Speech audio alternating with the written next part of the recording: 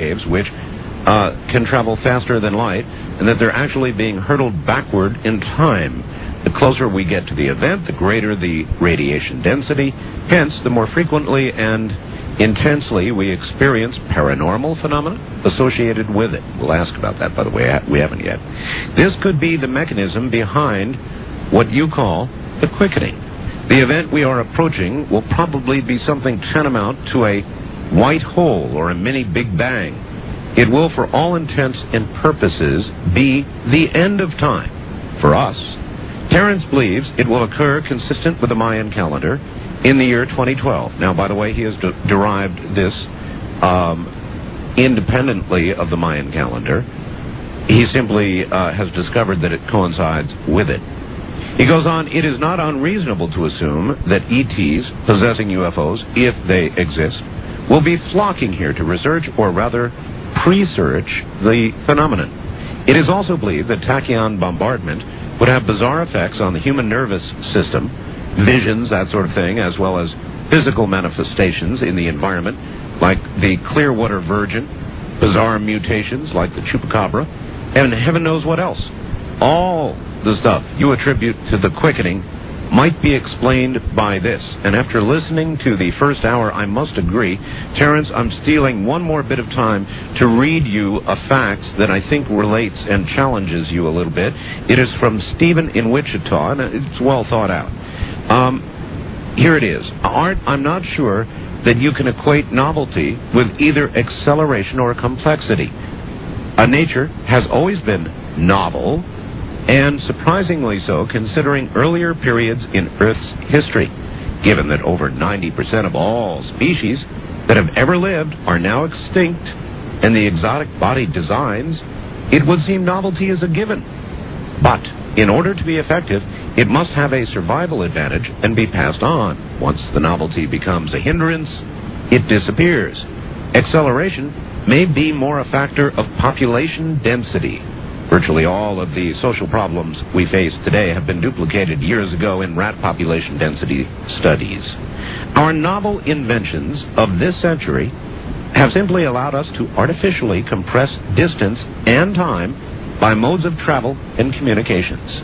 Profit motives have directed and limited the novelty of our civilization in this century as never before, and we are becoming a hindrance. The higher the population density, the more the acceleration seems to be. Anecdotal but relative. Compare the pace of a small country town to a large city with its population density and resulting problems accelerated by stress and profit motives. That's from Steve in Wichita.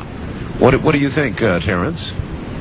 Well, I don't disagree with all of that. I think there's certainly been ebb and flow of novelty within the 20th century, parts of it more novel than others.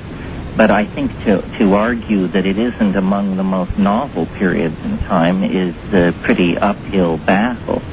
The question is whether novelty is something which simply adheres to statistical dynamics, or whether it's a real direction, a real arrow that is directing process, and that's what I maintain.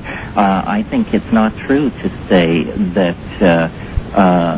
the biota of the Earth today is not more novel than it was in the past. Certainly there are novel forms of life which have undergone extinction, but the proliferation of human life, which is an advanced animal plus a culture-creating creature, indicates to me that we're at a level of novelty that this planet has never before experienced.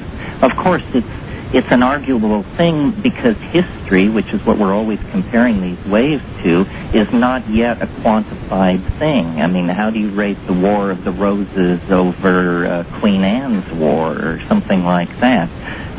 But nevertheless, though we don't have an absolute quantification of history, there is general agreement among historians that events like the Renaissance, the Greek Golden Age, the 20th century are periods where a great deal of novelty in social forms and technologies was concentrated. All right, you put together a computer program Correct. which which was able to trace the ebb and the flow of this novelty and, in effect, chart major events in history. How many, if I might ask, hits and misses when you got this in final development, and then you look at each point in history, how many hits and misses? Were there any misses in the model, or did you hit each major moment in history on the nose? Well, by my understanding of this theory, there can be no misses. In other words, it's not a statistical theory. We're not okay if we're right 2/3 of the time. Hear, hear. So we have to be right all the time. So you're telling me you are? I submit to you and to the world for your examination and critiquing the fact that, yes, the time wave with its end point in December 21st, 2012, described with as great an accuracy as I am able to discern the actual vicissitudes of novelty and habit in history and natural history. That's the claim. That's right. Terence, have you submitted this? I mean, this is serious science that you're discussing. Have you submitted this because of its repeatability? That's science. Now, have you submitted this to peer review? Well, among mathematicians, yes, and there's a lively debate raging on the Internet about that. Let me say something, though, here about science and why the acceptance of the time wave can't really occur under the tent of ordinary science. You have mentioned repeatability. Repeatability is the idea at the very basis of the scientific method, at the very basis of experiment. That's right. It's what's called restoration of initial conditions. But now notice that what the time wave theory is saying is that every moment in time is a unique moment. Is unique and will not specifically repeat. But what you're suggesting is that you can plot the highs of novelty throughout history. Yes, you can, but you cannot